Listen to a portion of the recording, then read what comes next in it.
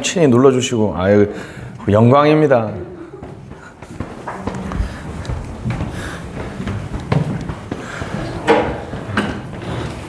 30초 뒤에 시작합시다. 문제집 103페이지 376번.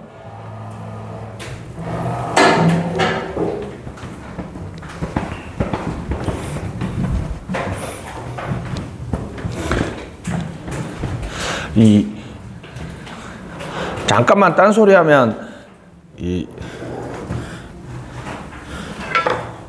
한 5,000원 정도 하거든. 여기 다이소에도 팔지 않나?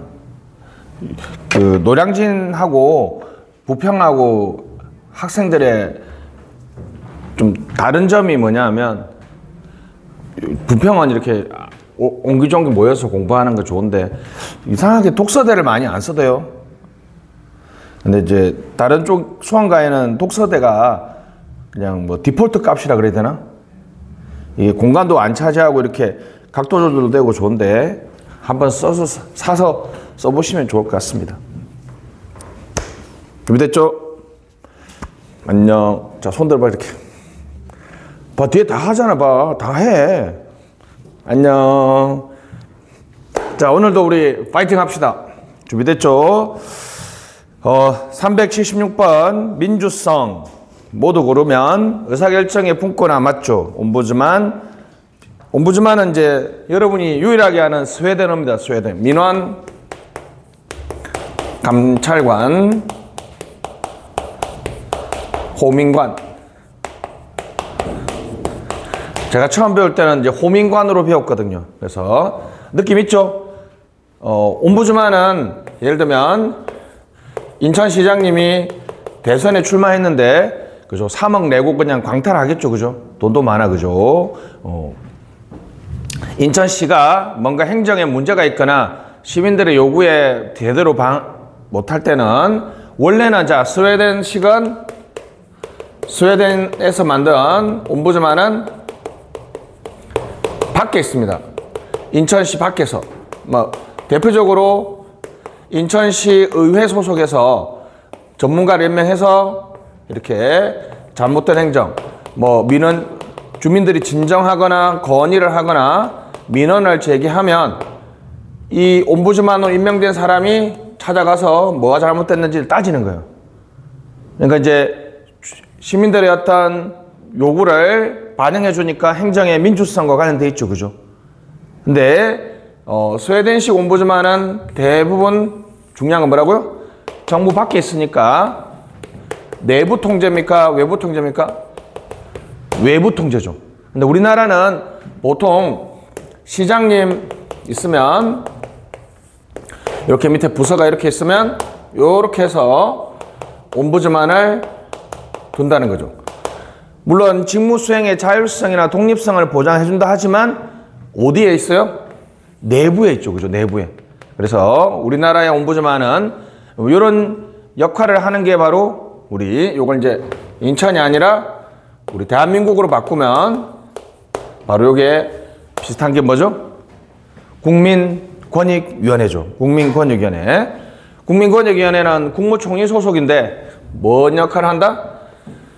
스웨덴식 옴부즈만의 역할을 변형해서 하고 있습니다. 그죠? 됐습니다. 옴부즈만은 그래서 이해가 안 되면 민원 감찰관, 민원 감시관, 호민관, 누구를? 국민이나 주민을 보호할 호자, 지키는 사람. 그래서 호민관이라고 하기도 합니다. 요즘에는 이렇게 번역 안 하고 그냥 옴부즈만이라고 많이 쓰죠, 그죠? 그래서 이제 뭐 롯데홈쇼핑,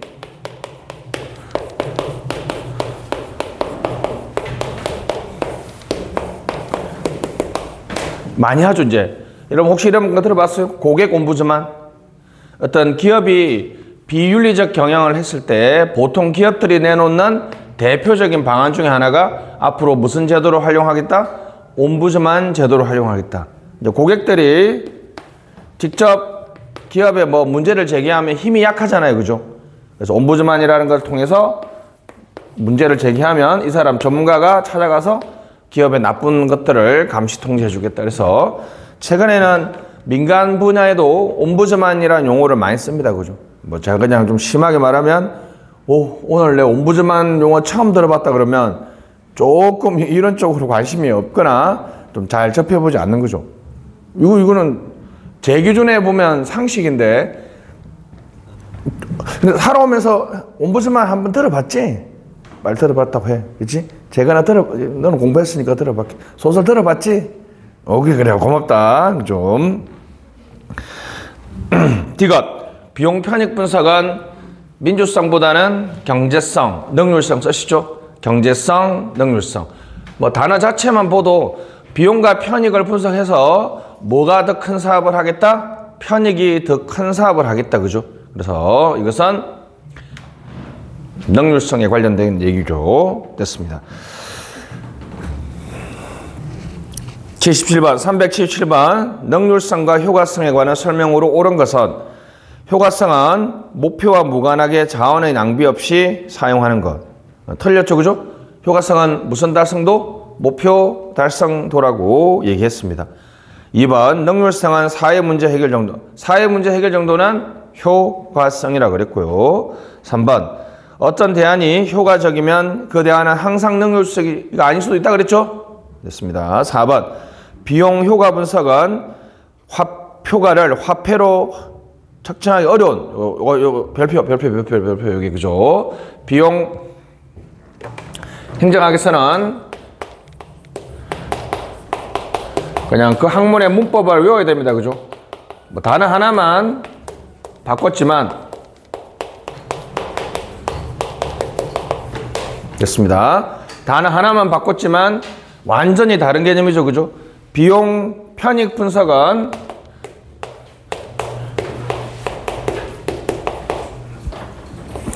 비용은 여러분 직접 지출되는 거니까 화폐로 다 환산할 수 있는데 비용 편익 분석은 그 편익이 뭐로 환산될 때? 화폐 단위로 환산될 때 하는 거죠. 근데 비용 효과 분석은 화폐 단위로 환산되지 않습니다. 그래서 이 두 개의 차이는 다시 비용 편익 분석과 비용 효과 분석은 이거는 화폐 단위로 다 환산되는 경우에 하는 거고 모든 것을 다 화폐 단위로 환산할 수 있으니까 다른 종류의 사업도 비교할 수 있다는 거죠. 근데 비용 효과 분석은 이것은 다른 사업과 비교가 안 됩니다. 그죠? 왜냐하면 같은 단위가 아니기 때문에 그렇죠. 됐습니다. 5번 효과성은 행정의 수단적 가치고 능률성은 민주성과 마찬가지로 본질적 가치다. 셋 다 수단적 가치죠. 셋 다 수단적 가치입니다. 379페이지 9번 합리성입니다. 합리성 시험에 잘 안 나오죠. 그죠? 1번 사이먼의 실질적 합리성은 행위자가 합리적 선택을 할 수 있는 모든 지식을 다 보유하고 있다고 생각하죠. 그죠? 근데 실제 현실은 제한된 합리성이잖아요. 그죠? 그래서 의사결정에서 주먹구구식 생각이 아니라 이성적 사유작용을 했느냐를 강조하는 무슨 합리성? 절차적 합리성을 강조한다 그랬습니다. 디딩, 기술, 경제, 사회, 법적, 진화론적 합리성이 아니라 무슨 합리성? 정치적 합리성. 정치적 합리성. 3번 기술적 합리성은 일정한 수단이 목표에 연관, 맞죠? 목표와 수단의 관계. 자, 5가지 있다 그랬죠? 어떤 목표를 달성하기 위해서 좋은 수단이었다. 갑니다. 좋은 기능이었다. 좋은 도구였다. 좋은 내용이었다. 좋은 형식이었다. 자, 목표와 수단 사이의 관계에서 보는 합리성은 무슨 합리성? 수단 합리, 기능 합리, 도구 합리, 내용 합리, 형식 합리. 다시 목표 달성에 좋은 수단이었다. 좋은 도구였다. 목표 달성에 좋은 기능을 했다. 좋은 내용이었다. 좋은 형식이었다. 근데 이 수단을 선택하는 과정에서 그냥 주먹구구식으로 하지 않고 이성적인 사유 과정을 했느냐, 리저닝이 있었느냐. 이때 합리적 의사결정에 뭘 지켰다? 절차를 지켰다. 그래서 무슨 합리성? 절차적 합리성이 있다 그랬죠. 허버트 사이먼은 이거, 그죠? 이거 절차적 합리성을 강조했죠. 4번에 나와 있네요. 사이먼은 인간이 실질적 합리성을 사실상 포기하고 만족할 만한 대안을 선택하려는 무슨 합리성? 절차적 합리성. 그래서 만족 모형을 주장하기도 했었죠. 됐습니다. 넘어가시죠. 381번. 가외성과 거리가 먼 것은 몇 개인가? 거리가 먼 겁니다. 먼 거. 틀린 거. 그죠? 1번. 불확실성에 대한 적극적 대처입니까? 소극적 대처입니까? 소극적 대처죠. 틀렸네요. 행정의 신뢰성과 안정성이 증대되는데 맞죠? 효과성과 경제성하고는 좀 상관이 없죠. 아무래도 좀 중복, 중첩을 요구하니까. 감축관리와 조화가 필요하다는 말은 맞는 거죠. 그죠? 미엄, 체제의 적응성과 대응성을 유지한다는 말도 맞고요. 됐습니다. 비읍에 그냥 랜다우 밑줄. 가외성은 랜다우입니다. 뭐 쓸데없는 말 필요 없고. 자, 가외성은 누구? 랜다우. 다시 가외성은 랜다우가 주장했다. 맞습니다. 넘어가시죠.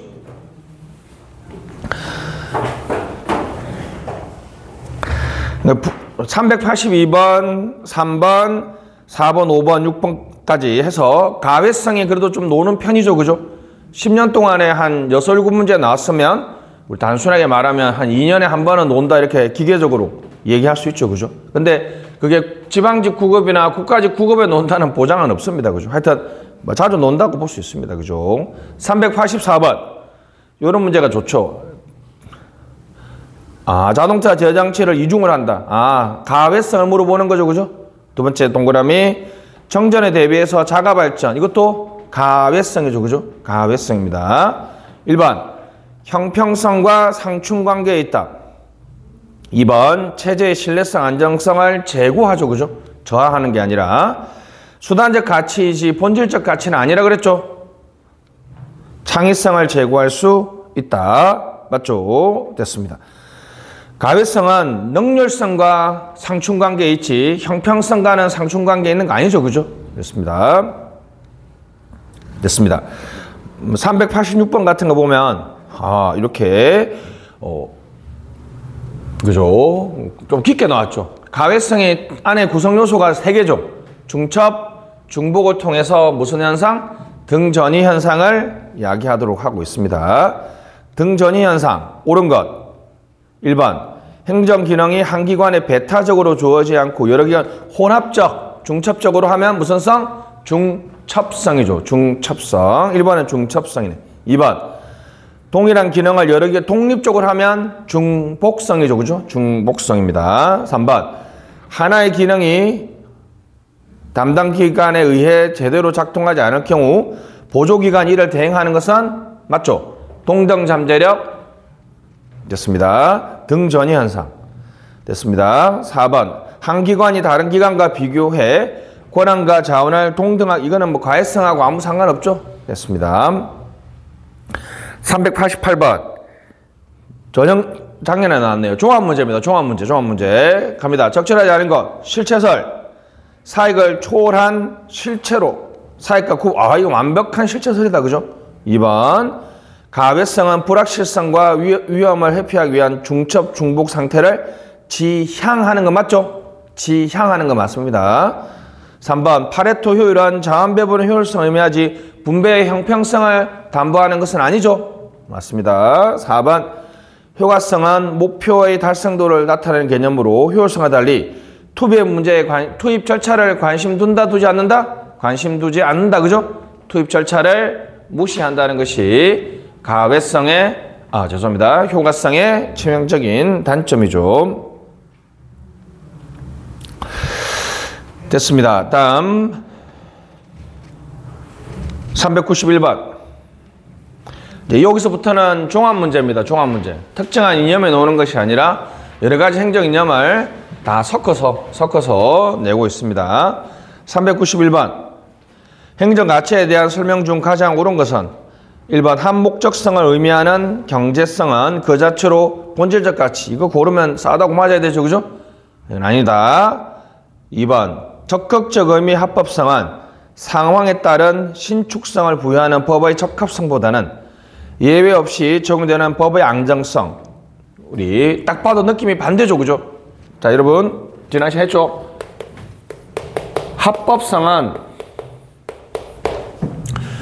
우리가 소극적으로 보면 딱 그 문안 자체로, 근데 적극적인 의미에서는 법의 취지, 법의 의도, 법의 목적을, 그래서 여러분들이 행정법에서 말하는 합법성이 아니라 합목적성이라는 말 들어봤죠? 그래서 우리가 제가 이거 지난 시간에 설명할 때 뭐 설명했어요? 행사소송법에 있는 법률상 이익이라는 것이 법에 딱 규정된 게 아니라 환경영향평가 구역 내에 있는 사람은 환경영향평가의 취지나 의도를 고려할 때 뭐가 있다? 법률상 이익이 있다 없다? 법률상 이익이 있다.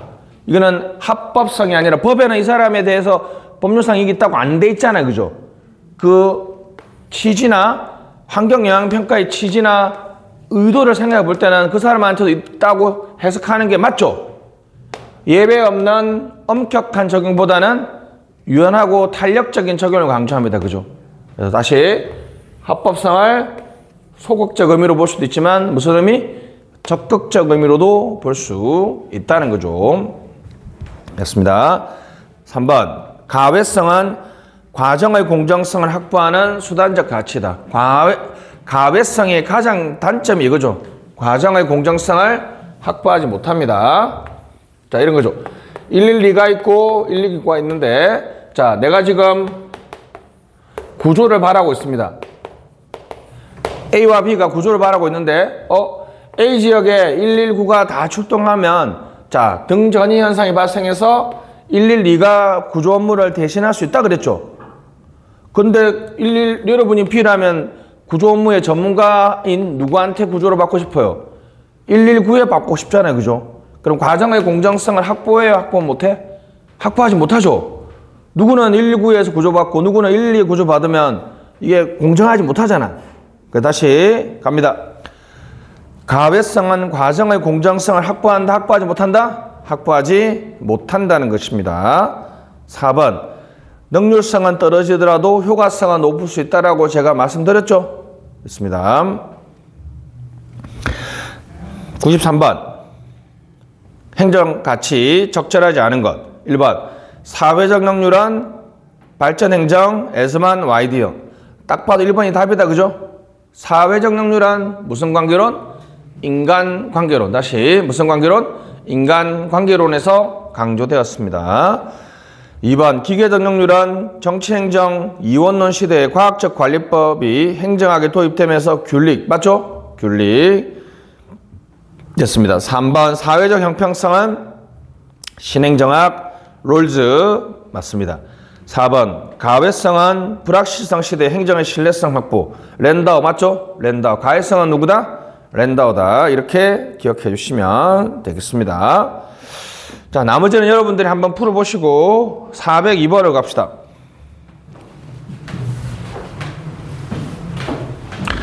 호퍼스타트. 사람이 지향하는 인생의 가치.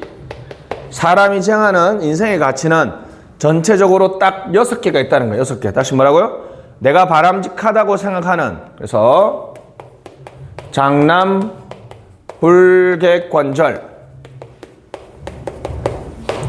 여러분들이 인생을 장기로 봅니까? 단기로 봅니까? 내가 뭐 100세까지 살 거다 이렇게. 우리나라는 100% 다 장기입니다. 그죠? 내가 얘기했잖아요. 그죠? 남미, 아메리카 대륙들은 웬만하면 저축 안 합니다. 왜요? 내일 죽을지도 모르는데, 그죠? 오늘을 즐기면 살자 이런 주의야. 근데 우리는 어떻습니까? 일단은 결혼하자마자 우리 와이프가 나한테 생명보험 가입하라 그러더라고. 그래서 내가 이 여자가 그 생각했는데 그게 보니까 내가 뭐 80 몇 살까지 나는 80 몇 살까지 살 마음도 없고 살고 싶지도 않거든요. 그러니까 형사가 결혼하지 마라. 재건아 결혼하지 마라. 소설 결혼하지 마. 알았지? 야 인생을 즐겨. 공부도 안 하면 좋겠는데. 하여튼 이해했죠? 무슨 말인지? 남성성이 강할 수도 있고 우리나라는 남성성이 좀 강한 편이죠. 그죠? 네, 다른 나라보다는 약합니다. 지난주에 설명했잖아요. 남성성이 강한 나라의 특징이 뭐라고요? 성공, 야망, 성취 이런 것들 엄청 중요합니다. 여성성이 강한 핀란드나 스웨덴 같은 경우에는 돈 많이 버는 거 이런 거 중요한 게 아니라 가족하고 시간 많이 보내고 이런 거 되게 중요하게 생각한단 말이에요. 그죠? 불확실성을 회피하느냐 선호하느냐, 개인주의냐 집단주의냐, 권력 거리가 높으냐 낮으냐, 절제냐 욕망이냐 탐닉이냐 이렇게 나오고 있는데 한번 봅시다. 근데 이건 몰라도 상관없어요. 왜냐하면 읽어보면 상식 수준에서 다 풀립니다. 402번 1번 권력 거리 차원에서 권력 거리가 강한 특징 있는 경우 권력자의 결정을 쉽게 수용하겠죠. 느낌상 권력 거리가 높다는 말은 상명하복이라는 거잖아. 상명하복. 2번 남성성 여성성 차원에서 다른 조사국에 비해 여성성이 상대적으로 높게 나타나 온정주의 성향이 강한 것으로 우리나라는 여성성이 높아요. 오해하면 안 돼. 여자분들 비교적 개념이야. 남성성이 가장 나쁜 나라가 아이러니컬하게도 일본이라 그랬어. 일본. 그 다음에 미국이 남성성이 엄청 강합니다. 그죠? 3번 개인주의 집단주의 차원에서는 개인주의보다 집단주의 성향이 우리는 이거는 뭐 상식적으로 이해되죠? 됐습니다.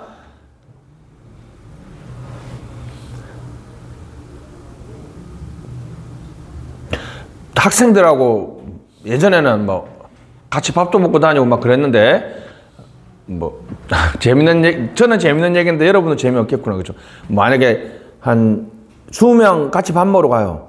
그러면 이제 뭐 기계적으로 그냥 얘기할게요. 남자 10명, 여자 10명이잖아. 그럼 딱 중국집에 갔다 그러면 야 맛있는 거 먹자. 그러면 내가 오늘 짜장면이 땡긴다. 그러면 남자들 다 짜장면이야. 딱 전화하면 그냥 무조건 따라와 남자들은. 근데 제가 학생들하고 밥 안 먹게 된 계기가 하나가 이 학생들은 메뉴 정하는 데만 한 10분 이상 걸려. 10분이면 남자들 어떻습니까? 밥 다 먹고 담배 한 대 필 시간이잖아. 우리 와이프한테 철저하게 교육을 받았거든. 당신은 남성성이 엄청 강하기 때문에 메뉴 정할 때 가만히 있어야 된다고.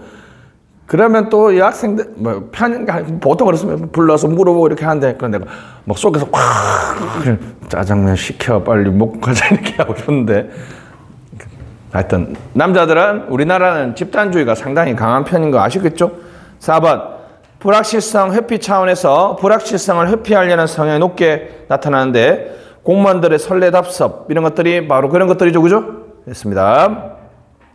쉬워요. 쉬워. 403번 여러분 한번 풀어보시면 되겠고 호퍼스태트는 이게 공부해야 된다는 거 이런 기출문제 잘 보세요. 호퍼스태트는 2021년 국가직 7급에 나왔다가 2023년 해경 간부에 나왔죠. 비교적 언제 출제된 거야? 최근에 출제된 거죠. 우리가 보면 이제 어떻게 예측할 수 있어요? 앞으로 점점 더 놓을 확률이 많은데 뭐 강사인 입장에서는 앞으로 많이 놓을 것 같으니까 좀 많이 가르쳐야 되는데 여러분 입장에서는 좀 불안하죠. 언제 놓을지 모르잖아요. 그죠? 꾸준히 놓는 것들은 그냥 숙명론적으로 공부하면 되는데 이런 것들이 7급에 놓을지 계속 9급에 놓을지 알 수는 없습니다. 그러면 이제 짜증나는 게 이제 404번이에요. 404번. 402번하고 403번은 사실 호퍼스태트 몰라도 그냥 글 읽어봐도 대충 때려 맞출 수 있잖아요. 그죠? 근데 여기는 뭐가 나왔어요? 호퍼스태트가 말한 문화 비교 차원이 아닌 것 이렇게 나와버렸어. 그러니까 이제 이 두 문자 암기법이 필요한 거죠. 장남 불객관절 불확실성 회피 맞죠? 답은 몇 번이에요? 딱 이 두 문자 암기를 하면 그냥 바로 2번이 떨어지는데 그죠? 그래서 해설해 보면 우리 핵심 정리집에 있는 그 내용이 거기 들어가 있죠. 그죠? 트롬페나르는 호퍼스태트와 같이 문화 또는 이게 같이 이게 문화죠. 그래서 문화는 어떤 옳고 바람직한 거에 관한 무슨 체계?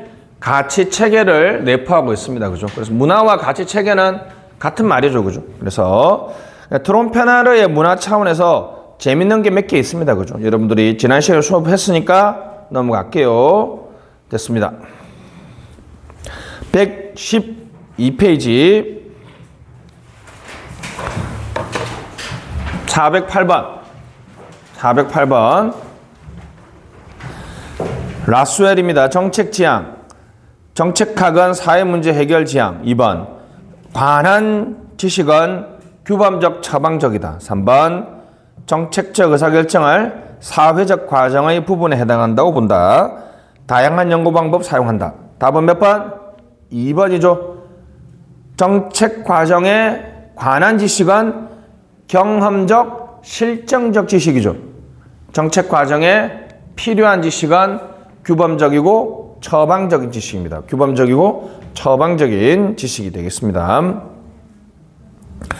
자, 넘어가시고 412번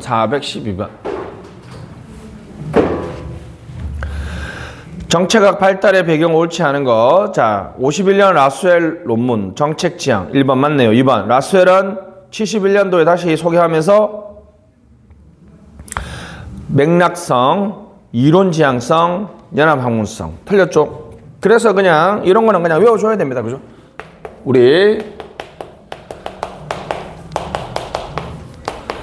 영어 독해를 잘하려면 문맥을 잘 연구해야 되죠. 그죠? 그래서 무슨 연구? 문맥 연구. 다시 라스웰은 정책학의 특징이 이론 지향이 아니라 무슨 지향성? 문제 지향성. 맥락이란 말은 제가 뭐라고 얘기했습니까?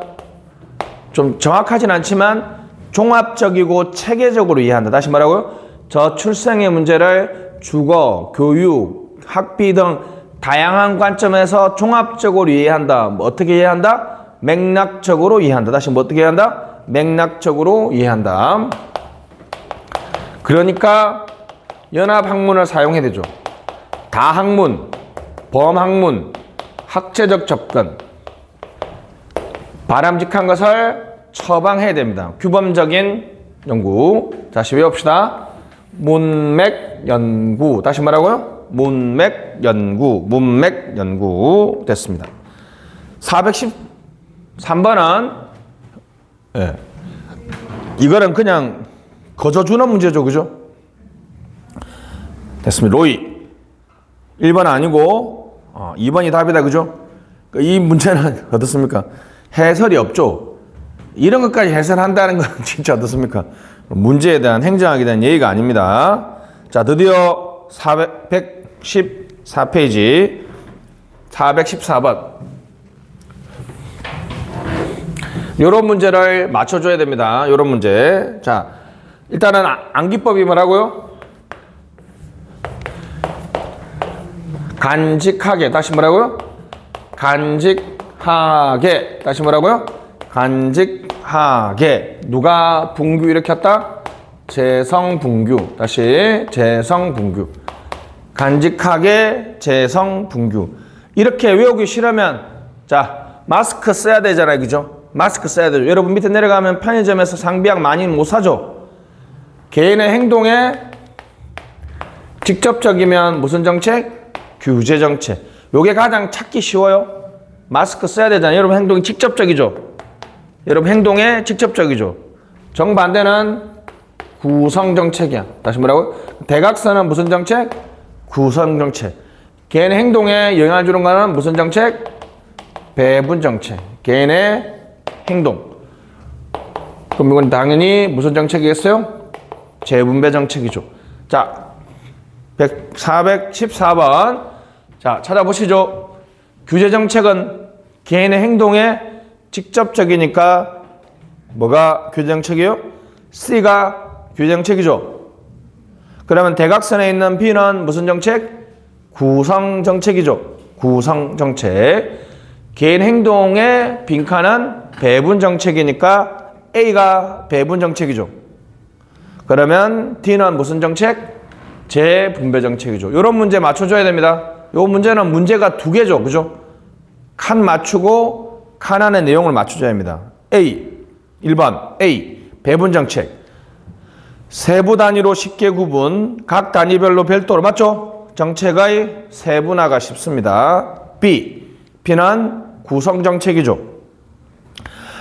선거구 조정, 정부 조직 개편, 공직자 보수. 맞다, 그죠? C는 무슨 정책? 규제 정책이죠. 자, 피해자, 수혜자가 명백하게 구분되어 정책 결정자와 집행자가 서로 결탁하여 갈라먹기식 결정이 어렵다고 했으니까 맞죠?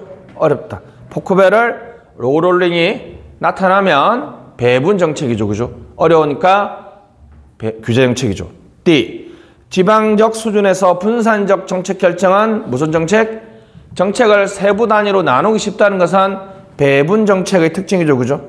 답은 몇 번? 4번입니다.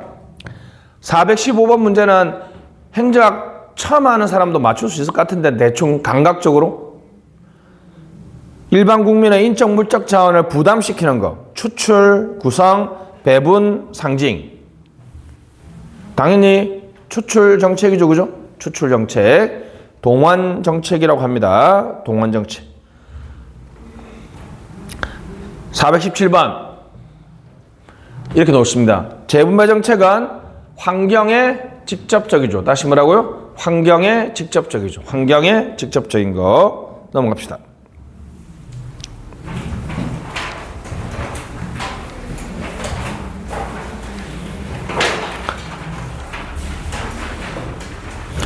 (419번) 선거구 조정 헌법 운영 규칙 무슨 정책? 국가의 구성과 운영에 관한 정책. 무슨 정책? 구성 정책이죠. 구성 정책입니다. 자, 420번 가시죠. 이런 종합 문제로 나오기도 합니다. 국가직 9급에 이런 거 나왔으면 상당히 어렵게 나온 거죠. 그죠? 자, 갑니다. 규제, 선택의 자유 제한. 맞죠? 강제력. 항상 여러분 규제는 네 단어. 자유 제한, 의무 부과. 자유를 제한하거나 의무를 부과하는 거죠. 니은, 배분 정책 사례, 농민 피해 지원, 중소기업 정책 자금 지원, 사회보장. 니은은 틀렸다, 그죠? 그래서 농민 피해 지원은 모르겠지만 사회보장은 무조건 무슨 정책이에요? 재분배 정책이죠, 그죠? 재분배 정책입니다. 그러니까 FTA 협상에 따른 농민 지원이니까 피해를 보는 사람들한테 해준다는 거니까 제가 보기에는 재분배 정책이라고 보는 게 맞겠죠. 그죠? 됐습니다. D것. 재분배 정책은 고소득층으로부터 저소득층으로 소득 이전을 목적으로 하니까 계급 대립 정책이죠. 그죠? 계급 대립. 그러니까 가진 계급에서 가지지 못한 계급으로 소득 이전을 목표로 하니까 무슨 정책? 계급 정책입니다. 계급 정책.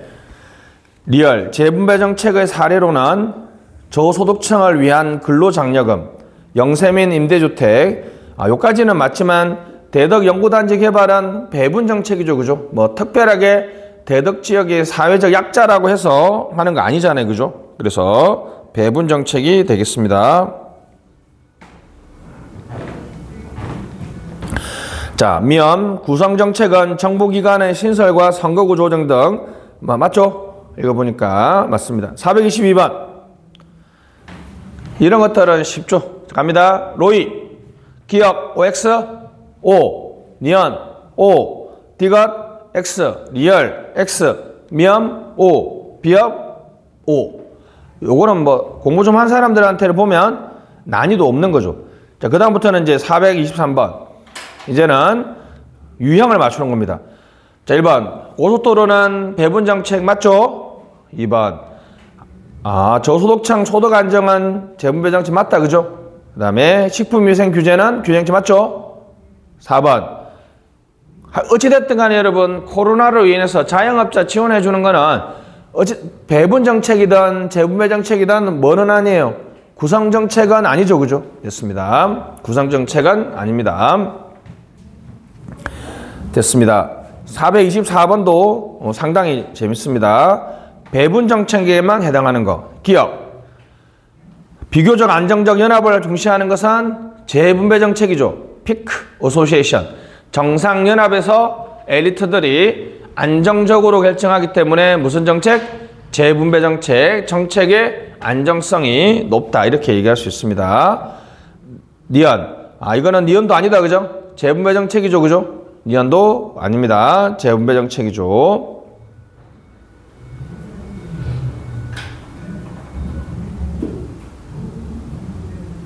아, 기억이 맞다. 죄송합니다. 그죠? 정상연합이라는 표현이 없네요. 그죠? 정책 과정에서 이해 당사자들의 협상의 기반을 통해 비교적 안정적 연합, 로그롤링 포커베러를 얘기하는 거죠. 그죠? 정상연합이라는 표현이 없으니까 제가 잘못했네. 그죠? 디귿, 로그롤링 포커베럴 같은 게 일어난다. 그죠? 디귿 맞죠? 로그롤링 포커베럴 배분 정책이 되겠습니다. 자, 그 다음에 리얼, 집단 사이의 갈등 수준이 상당히 높은 편이며 개인이나 집단의 행위를 통제하기 위하여 정부가, 이거는 규제 정책이죠.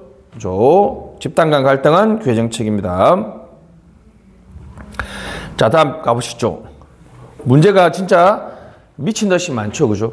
좀 쉬운 거는 넘어가고 한번 여러분들이 풀어보시고 433번 적절하지 않은 거 됐습니다. 재작년 군무원 국어 문제죠. 이런 건데 좀 어렵습니다. 왜냐하면 얘가 많잖아. 얘가 하나만 있으면 쉬운데 얘가 3개씩 있죠. 그죠? 3개씩. 그죠? 상당히 어렵습니다. 그죠? 1번 규제. 환경 규제, 금연 정책, 마약 단속. 딱 봐도 하지 말라는 것들이죠. 2번 배분. 종합소득세, 임대주택, 노령연금. 이게 이러면 종합소득세가 우리나라의 누진세가 구현된 거라 그랬죠. 그죠? 3개는 다 재분배 정책입니다. 재분배 정책이 되겠습니다. 상징 정책입니다. 국경일, 한일 월드컵, 국군의 날. 맞죠? 상징 정책이 되겠습니다. 리얼.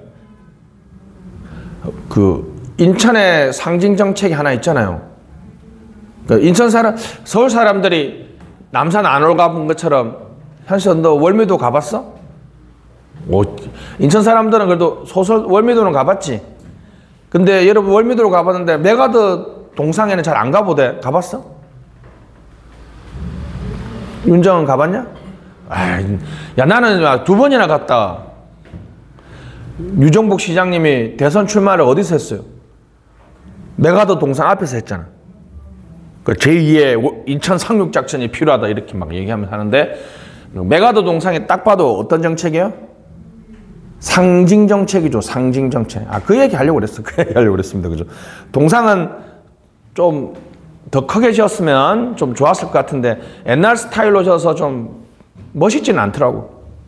좀 멋있게 더 졌으면 좋을 것 같은데 좀 모르겠습니다. 인천은 먹고 살려면 차이나타운 그쪽을 좀 더 개발하는 게 맞는 것 같습니다. 그죠? 인천에 가진 문화자원이 몇 개 없잖아, 사실. 생각외로 인천이 가진 문화자원이 많이 없어요. 그러니까 부산 하면 여러분들이 가고 싶어 하잖아. 왜냐면 부산은 뭐요? 바다가 생각날 수밖에 없는 구조인데 인천도 바다인데 그죠? 왜 부산은 바다가 생각나는데 인천은 생각이 안 날까? 약간 좀 스토리텔링이 조금 부족한 것 같긴 한데 해파랑길인가? 바다 이렇게 산책길을 연결해가지고 인천에 문화자원을 만들려고 하는데 쓸데없는. 넘어갑시다.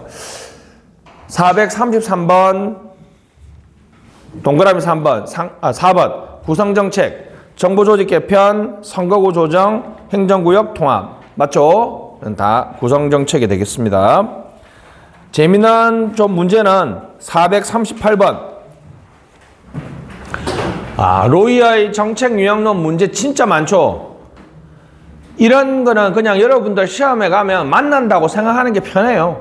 만난다고 생각하는 게 속 편합니다. 그러니까 많이 풀어보세요. 438번도 문제가 상당히 좋습니다. 일단 기억은 무슨 정책이에요? 배분 정책이죠. 리언한 경쟁 규제죠. 경쟁 규제, 그죠? 경쟁 규제. 경쟁 규제. 디귿은 소득 이전이니까 무슨 정책? 재분배 정책이죠. 재분배 정책. 리얼은 규제 정책이죠. 그죠? 규제 정책. 됐습니다. 그래서 밑에 그냥 해설을 갑니다. 쭉 다 봅시다. 노령연금, 맞죠? 항공노선, 경쟁 규제, 최저임금 규제, 그린벨트 개발제한구역 무슨 정책? 규제 정책이죠. 규제 정책. 2번 사회간접자본은 배분 정책. 방송국 리얼의 방송국 인가는 경쟁 규제죠. 디귿의 누진 소득세는 재분배 정책이죠. 나머지는 해설 필요 없습니다. 보시면 아실게요. 알았죠? 이렇게 풀어보는 문제도 나옵니다. 진짜 문제 많습니다. 정말 문제 많아요. 자, 446번.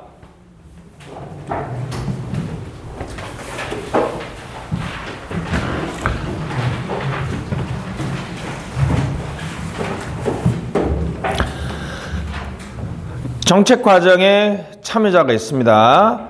비공식적 참여자만 연결한 거. 정당 B, 이익집단 B, 언론 B, 전문가 집단 B, 국회 공, 정당 B, 전문가 B, 지방정부 공, 정당 B, 이익집단 B, 전문가 B, 사법부 공. 우리나라의 사법부는 2개가 있죠. 윤정, 우리나라 사법부 2개잖아. 해봐. 뭐? 이걸 알 건데 요즘에 아주 열심히 일하고 있잖아. 우리나라 사법부는 법원하고 헌법재판소가 있습니다. 법원하고 헌법재판소가 있죠. 자, 4번 대통령은 공, 이익집단은 B, 언론은 B, 전문가 집단은 B. 447번 같은 문제는 그냥 거저 주는 문제죠. 그죠? 그래서 공식적 참여자에 해당하는 거 이익집단, 입법부, 정당, 시민단체, 민간 전문가. 당연히 입법부죠. 그죠? 입법부가 되겠습니다. 자, 오늘 여기까지 하고 우리 잠깐 쉬었다가 핵심 정리집 84페이지 나가도록 하겠습니다.